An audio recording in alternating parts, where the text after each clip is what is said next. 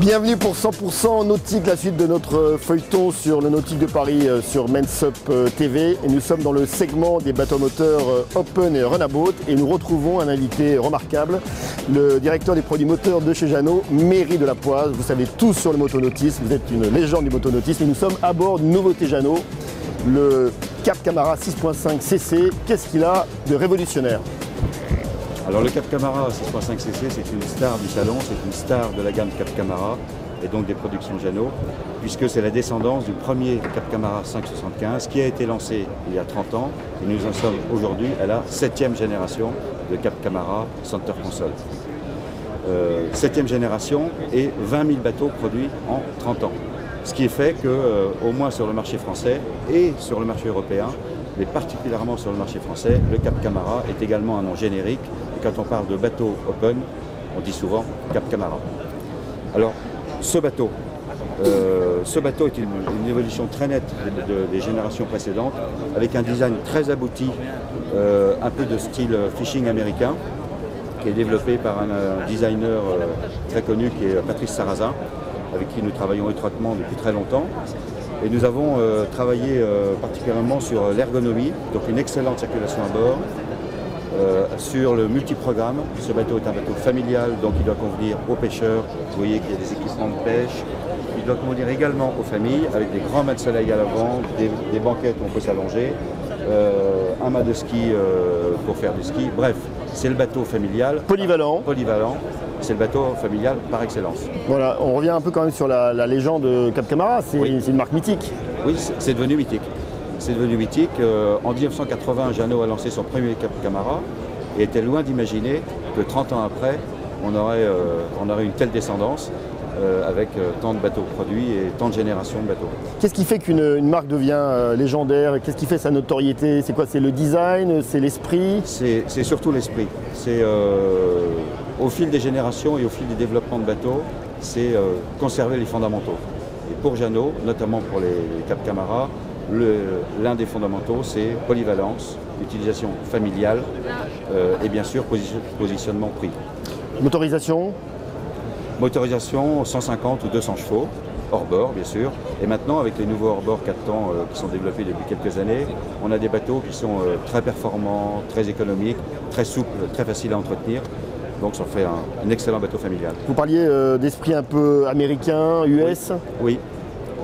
Oui, car les États-Unis sont un marché très important pour le fishing et on a toujours le design américain quelque part dans nos rêves. Et donc on a fait évoluer notre design avec vous voyez un tableau de bord qui est très riche par rapport aux générations précédentes et donc très valorisant. En fait, un bateau, c'est avant tout un plaisir. Et donc on doit être valorisé à son bord, on doit être bien, et donc travaillons pour ça. En France, on peut naviguer Atlantique, Méditerranée, Manche, Mer du Nord. Partout. Et au intérieur. Rivière, fleuve. Bien sûr. Donc sa polyvalence est vraiment sa force. Oui, et en plus, le Camara 6.5 cc est un 6 mètres. Et 6 mètres, c'est la taille idéale. On peut avoir le bateau sur une remorque dans son jardin, on peut l'hiverner facilement. Donc c'est vraiment un bateau très facile à vivre. Et on peut trouver des places dans les ports. Très facilement. Eh bien, un grand merci, Méry Delapoise, bravo. Et nous, on va tout de suite aller retrouver d'autres bateaux dans le segment des moteurs Open et Runabout. Merci Méry. Les Open restent la tendance forte du marché motonautique et représentent en France 80% des nouvelles immatriculations. Cette dénomination regroupe des bateaux avec une coque en dur, une motorisation le plus souvent hors bord et des aménagements avec des versions complètes dites cabine cruiser pour de courtes croisières.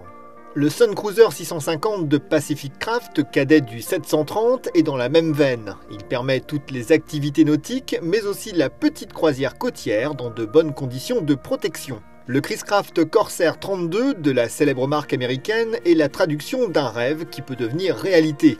Un bateau puissant, élégant, racé au confort irréprochable pour naviguer à la journée. Enfin, le Froscher 1017 GT, dessiné par Thomas Gerler, peut embarquer 8 personnes pour une longueur de 10 mètres. L'équipement est à la hauteur des attentes, siège avant réglable horizontalement et verticalement, direction hydraulique, table et plateforme de bain en tech ou encore échelle rétractable. Facile à maîtriser, ce bateau offre un confort de pilotage remarquable. Corsair 32, bateau stratégique pour nous, dans le sens où il manquait un modèle entre le 28 et le 36, donc il vient se glisser entre les deux. Donc c'est parfait, on a fait deux versions. Donc là, aujourd'hui, vous voyez la version Corsair, qui est la gamme, on va dire, signature Chris Craft, qui représente vraiment bien la marque. Donc la version pontée sur l'avant.